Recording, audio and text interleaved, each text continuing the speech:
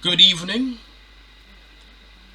Many of you will, like myself, have heard the sad news about the passing of Prince Philip, the Prince Consort and husband of Her Majesty the Queen.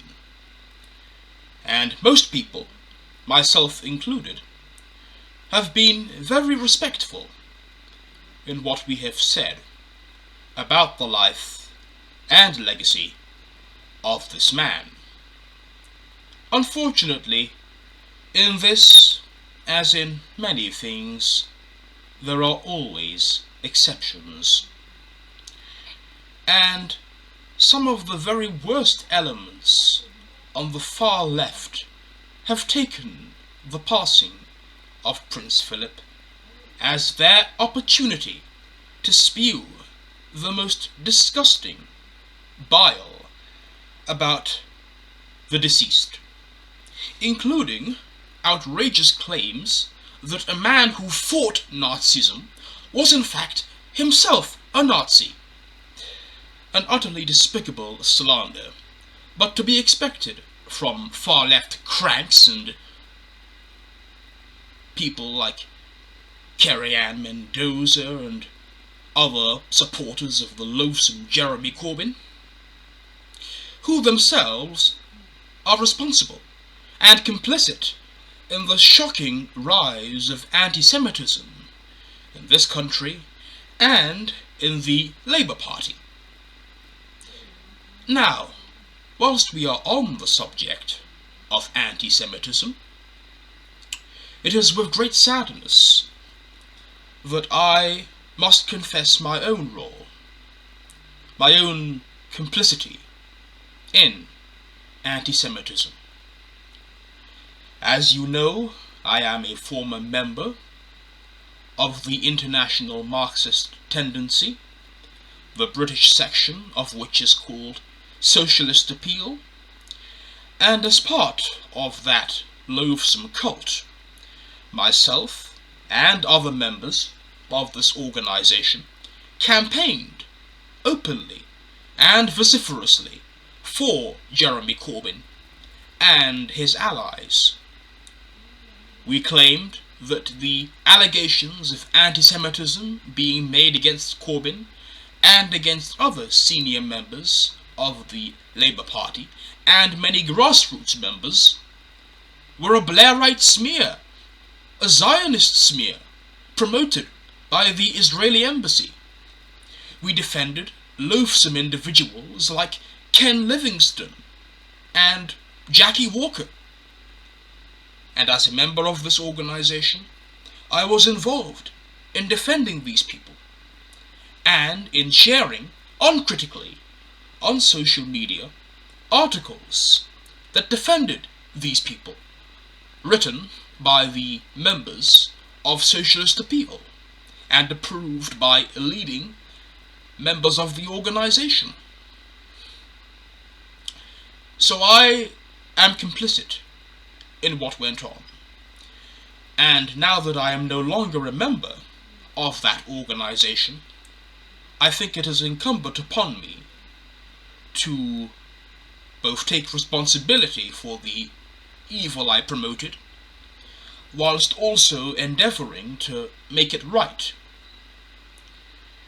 Now, based on my research of information from what we might call the other side, as it were, in this whole dispute, I have been able to cleanse my mind of the far-left propaganda that I was brainwashed to believe, and I have come to accept that Jeremy Corbyn, Chris Williamson, and these other people were in fact anti-Semites, or at least were happy to overlook anti-Semitism, which is still bad, and were happy to associate with anti-Semites because they saw them as political allies. And I should have known better. I should have known not to get involved with this loathsome movement and with these evil people. but I did. It's on the record, and I have to make up for that. Now, until recently, I would have strenuously denied that socialist appeal, that the International Marxist Tendency was anti-Semitic. Even after I left, it still took me some time to come to this rather painful conclusion. I convinced myself that, yes, we supported Corbyn and these other figures, but not because we were ourselves anti-Semitic, but because we were naive, because we were blinded by tribalism, because we were willing to overlook the evil done by people who were on our own side.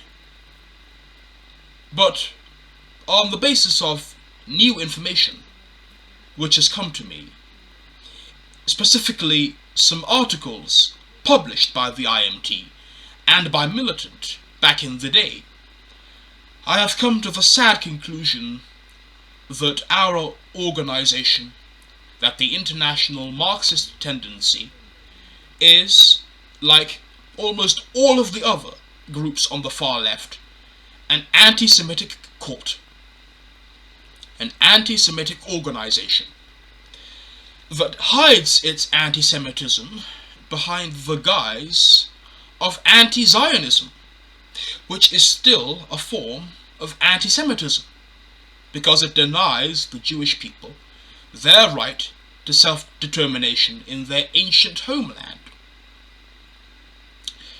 Now, our position on Israel-Palestine was a rather odd one. Unlike, say, the Socialist Workers' Party, we did not, in fact, support Islamist groups like Hamas and Hezbollah, at least officially. Instead, we argued that these groups were reactionary, and that the only thing that could bring peace to Israel-Palestine was socialism, specifically a socialist federation in which Arabs and Jews would have equal rights.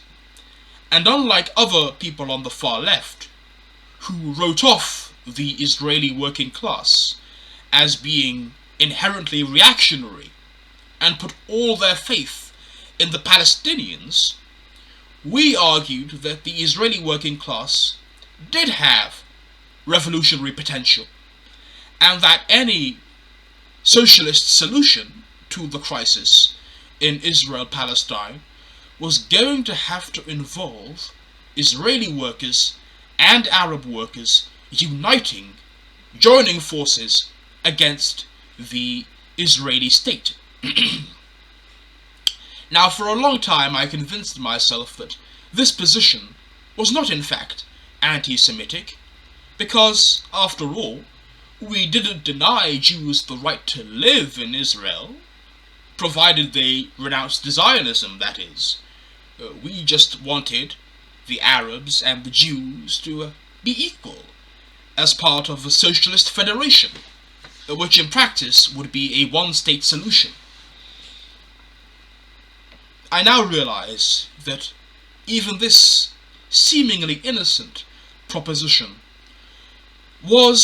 is in fact anti-Semitic. Why is it anti-Semitic? Well, it's anti-Semitic for the reason that it involves dissolving Israel as a Jewish state. Any socialist federation of Israel-Palestine that was set up would involve, as the IMT itself acknowledges, the return of the so-called Palestinian refugees to Israel, which would, of course, destroy the Jewish majority that currently holds in Israel, and would put the Jews in a minority, placing them at the mercy of a potentially hostile Arab majority. Now, I am sure that most members of the IMT are naive enough to believe that this is no real problem. But the fundamental issue that has faced Jews throughout their long and tragic history has been of having to be at the mercy of a majority population in the countries where they live, and relying on the capricious nature of this majority and on its tolerance and sufferance to live and thrive and express their identity as Jewish people. And history has shown, tragically, with the Holocaust and other events that have beset the Jewish people, other tragedies like the pogroms in Russia, history has shown that the Jews cannot rely on the benevolence of the majority populations where they live. They need their own haven from persecution, and that haven happens to be Israel. Now, to dissolve Israel and replace it with a country that will in fact be dominated by an Arab majority puts Jewish people in danger in their ancient homeland, because there is no guarantee that any Arab majority will tolerate what they regard, who they regard as invaders and colonizers, to live in the same territory as them.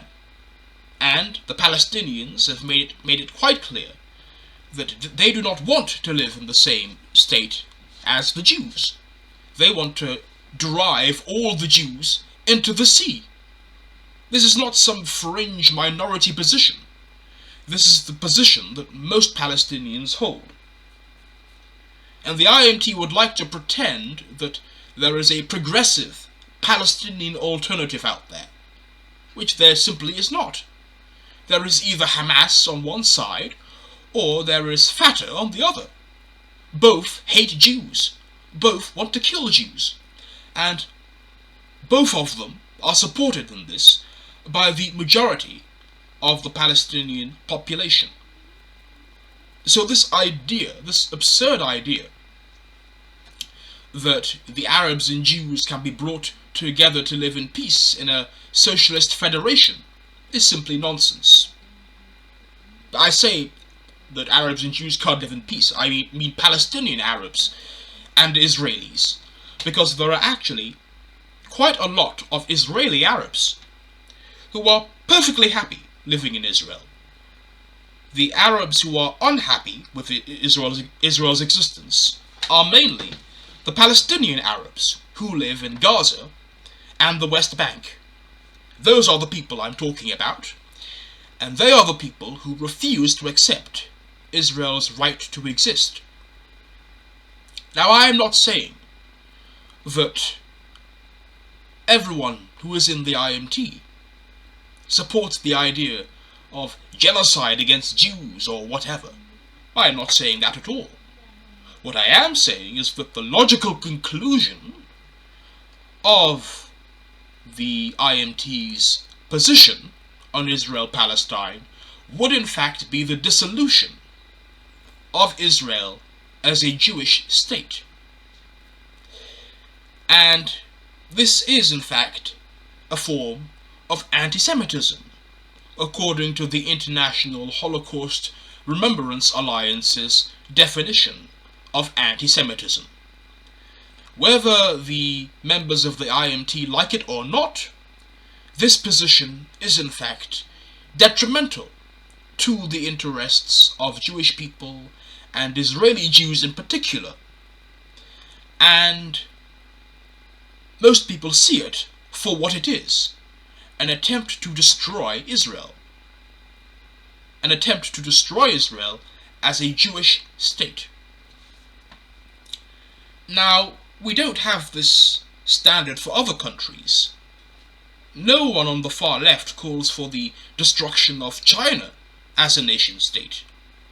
No one calls for the destruction of America as a nation-state. And yet, there is a special exception made for Jews. And why is this? This is clearly a form of anti-Semitism. And as I have come to educate myself on the matter of anti-Semitism, my convictions in this regard only strengthen. Now, in recent days, I have come across a frightening selection of articles written by Militant and the IMT about the issue of Israel-Palestine. The very first article I came across is an article written by Ted Grant in 1967 about the Six-Day War, which was actually an official statement by the EC of Militant at that time. So this wasn't just Ted Grant's personal opinion, this was the position of Militant at the time. And I was horrified to read what I saw. And it's on the internet. You can go ahead and read it for yourself, and you can see if I've misinterpreted anything in that article. But this is the extract that I read. This is the extract I read in Ted Grant's monstrous article about the Six-Day War. The outbreak of anti-Semitism in Europe, this is Ted Grant speaking, especially in Nazi Germany, and murder of millions of Jews, resulted in the panacea of Zionism gaining support among large sections of the Jews, especially the refugees surviving in the concentration camps. Thus, the crime of anti-Semitism led to the crime of Zionism. The crime of Zionism. The thrusting out of the Arabs was grist to the mill of the reactionaries in the Arab states.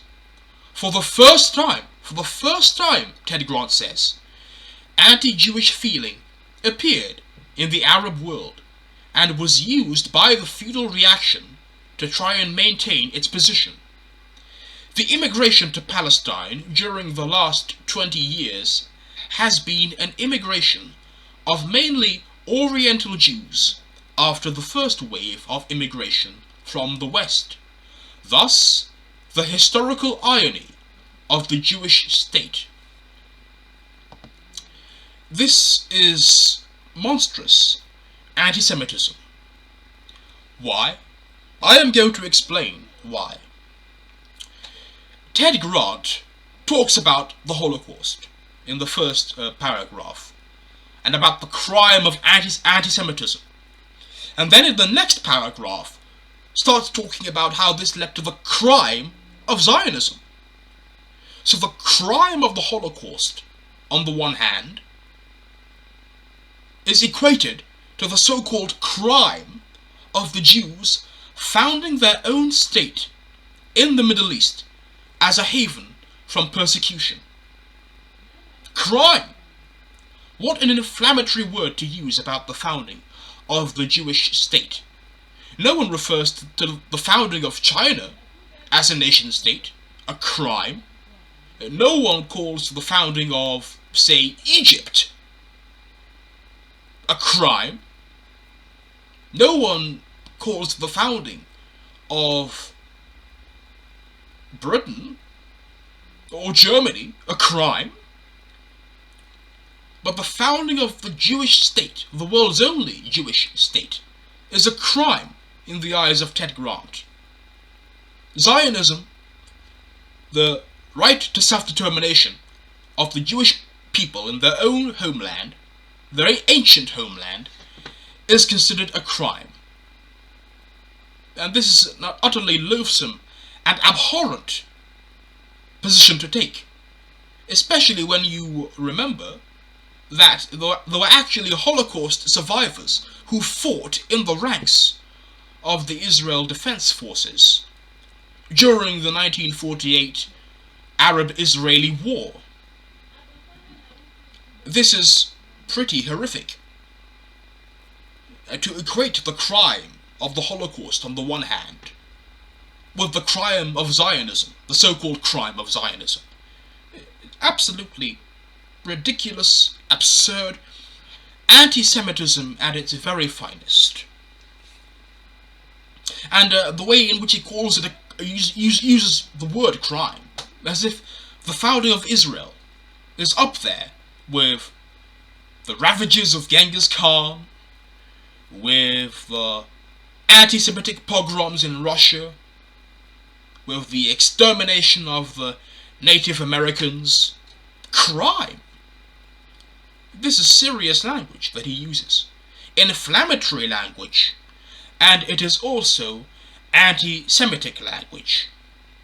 And the fact that Ted Grant was himself a Jew does not give him a pass on this issue, because Marxist Jews, including Marx himself, have a very bad record on this whole business of anti-Semitism, and have disseminated anti-Semitism.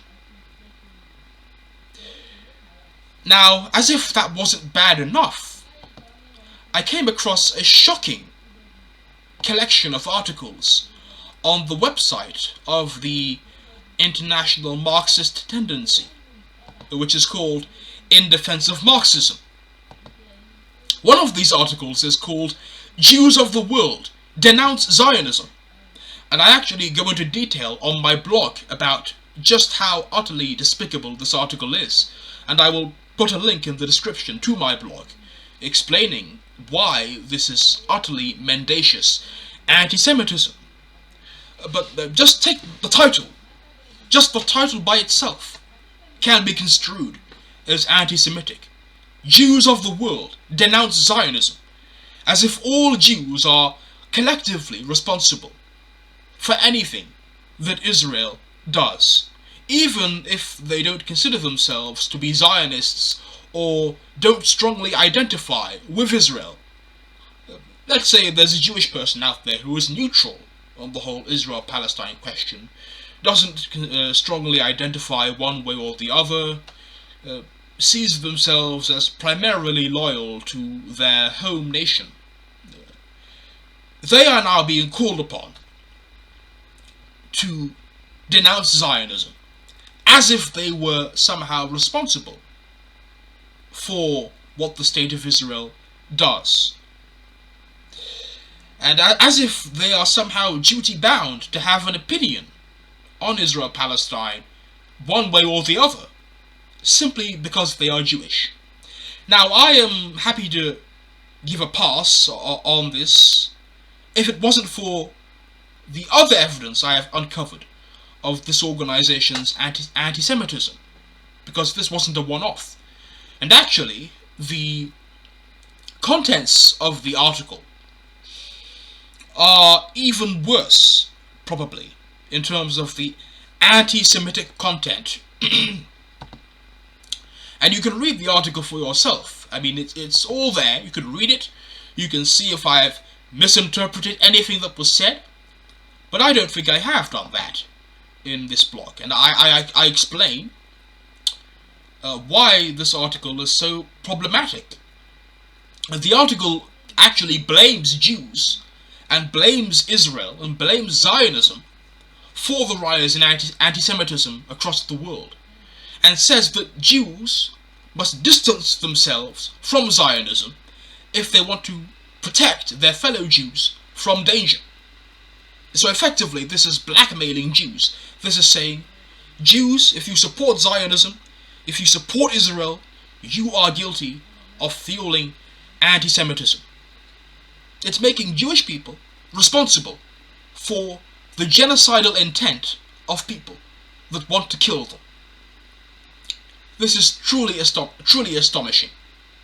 This is victim blaming at its very finest.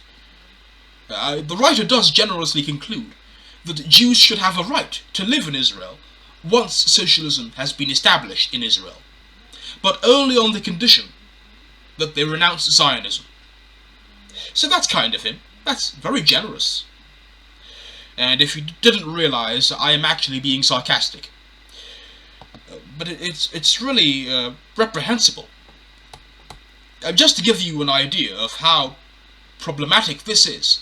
Imagine if the IMT ran an article saying, "Chinese of the world, denounce Maoism." They would never do that. Or if they ran an article saying, "Muslims of the world, denounce Islamism."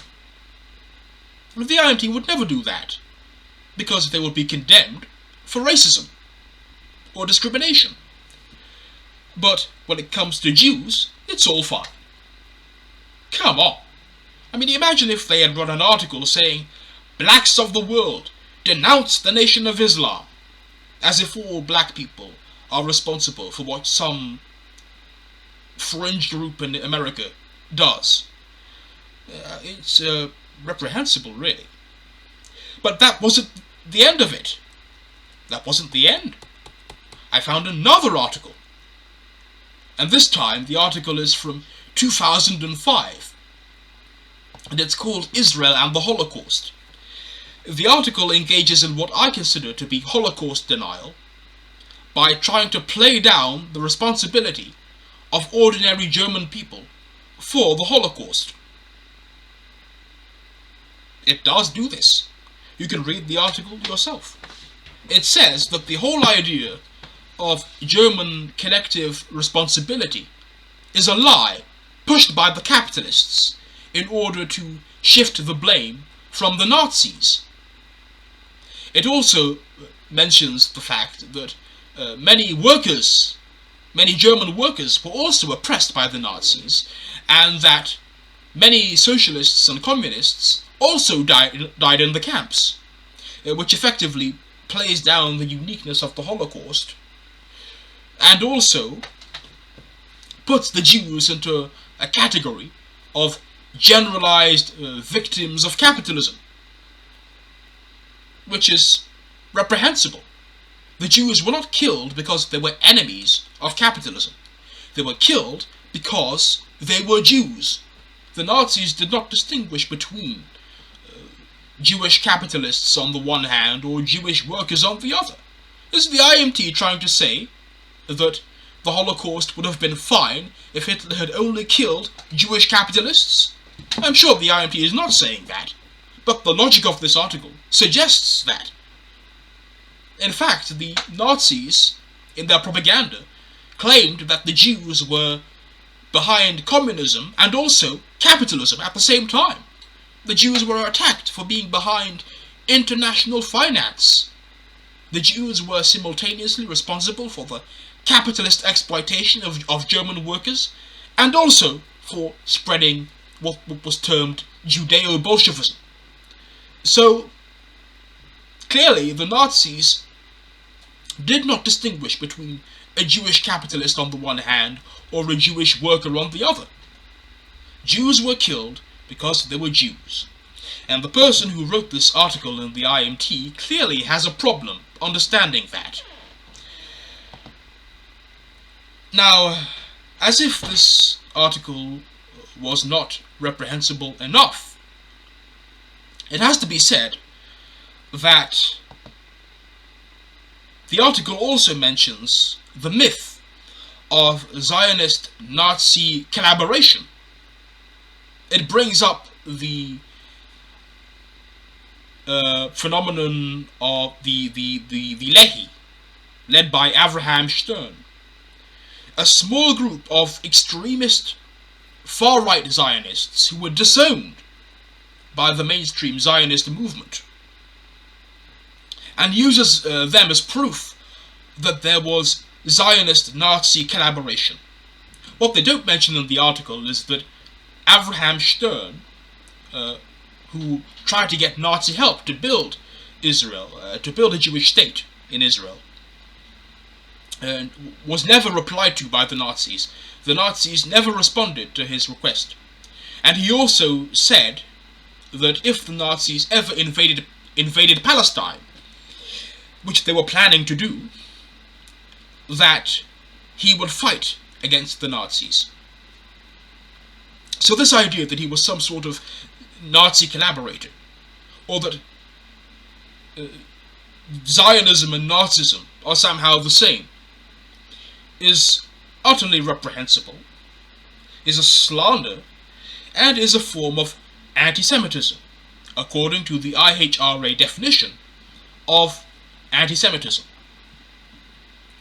And this Marxist attitude towards Israel and towards the Holocaust and towards Jews has a long history, because it was none other than Stalin who called Jews in the USSR rootless cosmopolitans, and before his death was apparently planning to round up all the Jews in the USSR and send them to the wastelands of Siberia, because he thought that they were all involved in a Zionist plot to kill him or to overthrow his government.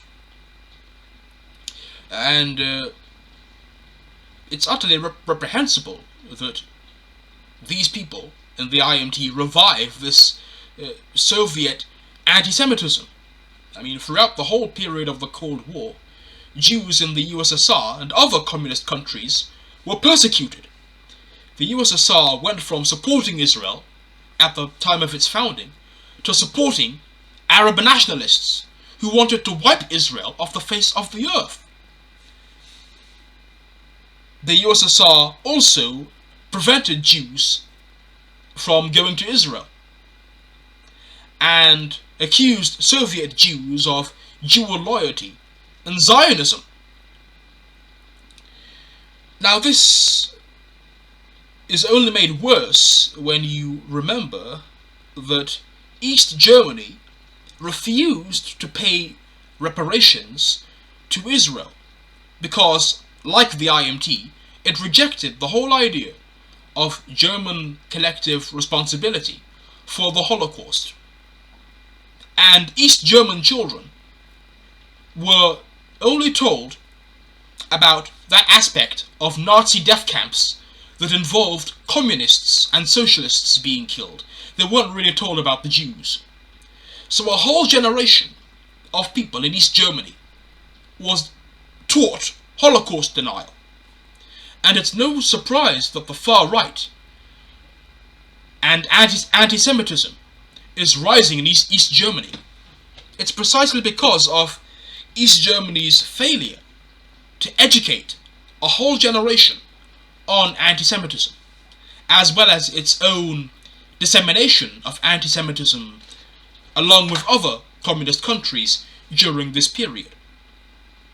So the IMT is effectively resurrecting Soviet and East German propaganda about the Holocaust and is promoting Holocaust denial. And this article would have remained buried beneath the archives of the organization if I had not found it via a Google search.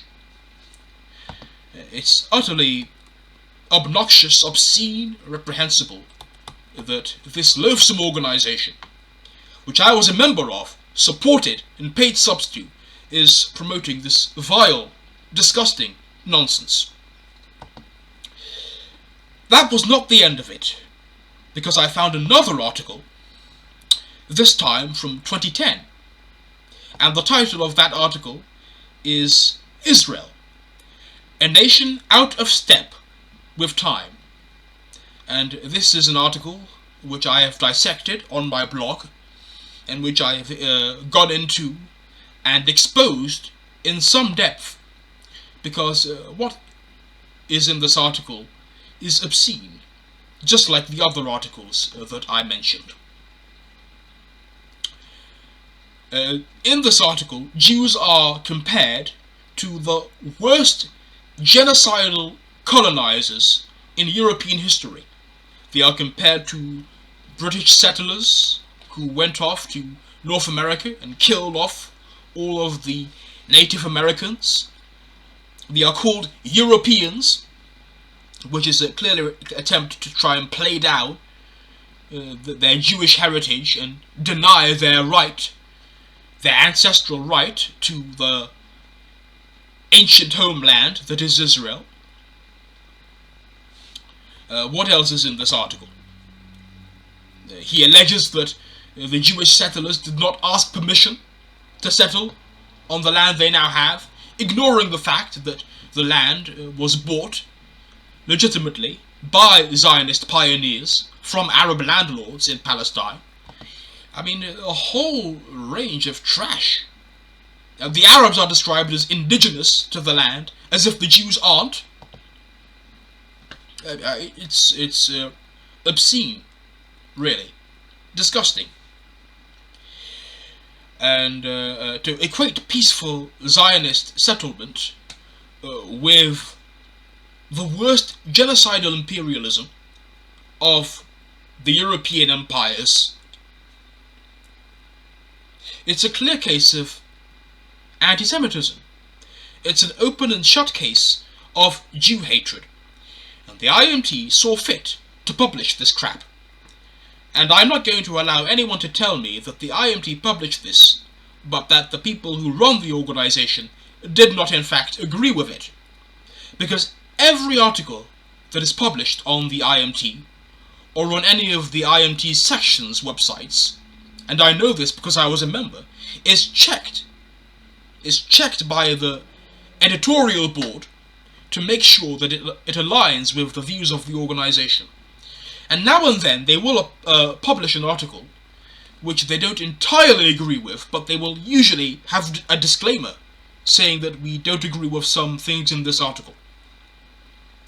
There is no such disclaimer with all the articles that I have mentioned in this video or on my blog.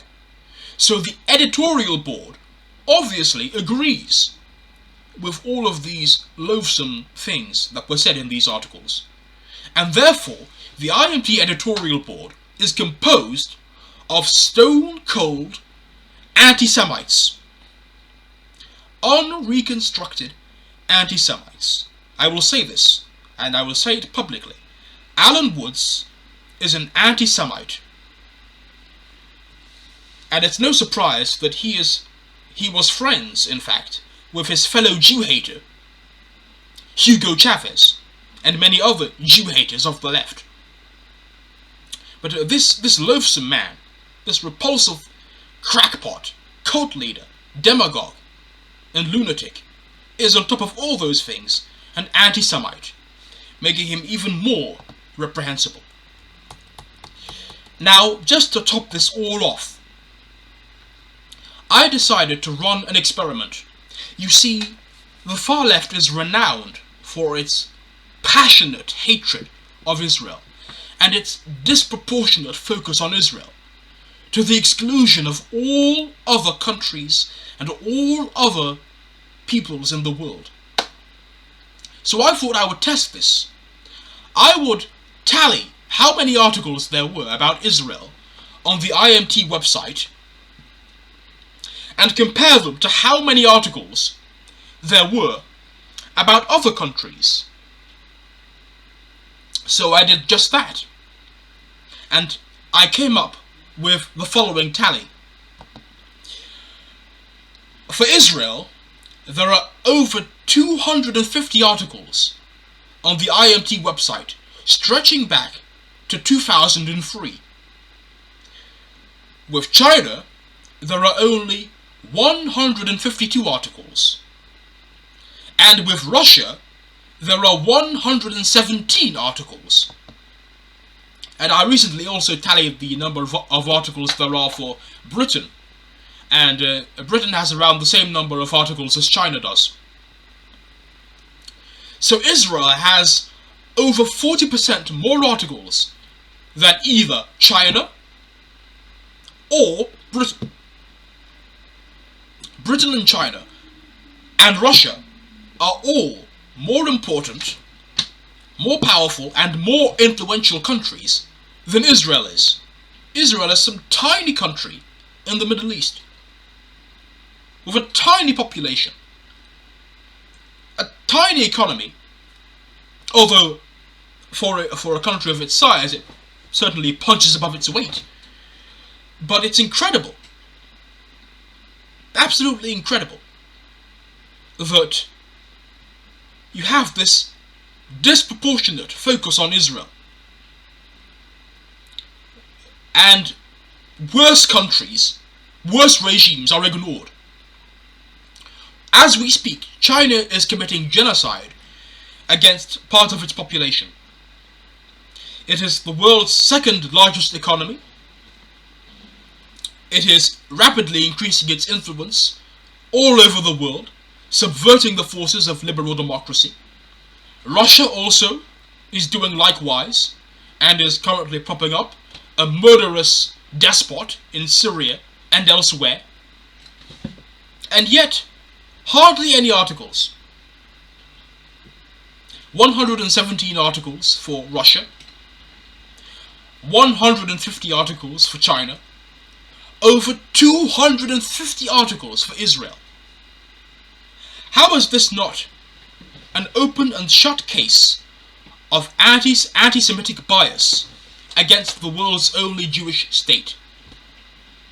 Over 250 articles condemning Israel, or criticizing Israel, or analyzing Israeli politics in some way or other. Over 250 articles about Israel-Palestine. And yet only a fraction of this in terms of articles about China or Britain. And these people call themselves anti-imperialists. They single out Israel, the least imperialist country in the whole Middle East, arguably. Or certainly one of the least imperialist. I mean, Syria has a history of imperialist wars against Lebanon, against Israel. Iraq, genocidal imperialist wars against the Kurds, against Iran, Kuwait. Egypt, imperialist wars against Libya, against Israel. Ignored. Saudi Arabia, imperialist wars in Yemen and elsewhere, ignored. Sudan, conducting a war of aggression, genocide against its black population in the south for many years, ignored. But Israel is singled out. I think that I've made my point very clear. The International Marxist Tendency is an anti-Semitic organization which promotes Jew hatred and Israel hatred and demonizes Israel out of all proportion to its influence, to its size, to the role it plays in the world, and countries who are far more powerful, who have a far worse record on human rights, are ignored. This is a clear-cut case of anti-Semitism. So, I would say to anyone who is considering joining this organization, especially if you're Jewish, do not join the International Marxist Tendency. It is anti-Semitic.